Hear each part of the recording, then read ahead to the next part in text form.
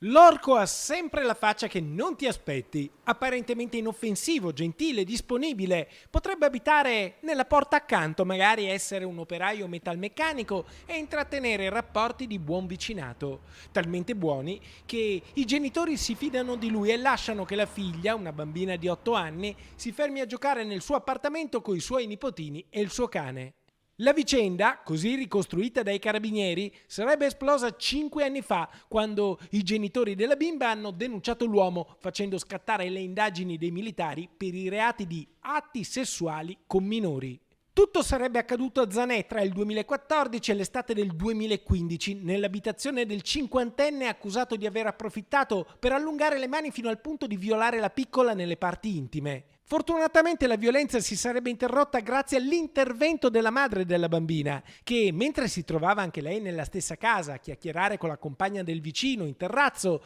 mossa da uno strano presentimento, si sarebbe precipitata in salotto scorgendo l'uomo in atteggiamenti equivoci con la bimba, che successivamente, in modo lucido, avrebbe raccontato alla mamma tutte le volte che avrebbe subito le attenzioni particolari da parte dell'amico di famiglia. I carabinieri di Thiene questa mattina hanno eseguito l'ordine di carcerazione emesso dalla procura e hanno condotto l'operaio, che deve scontare la pena di 3 anni e 4 mesi di reclusione, al San Pio X di Vicenza.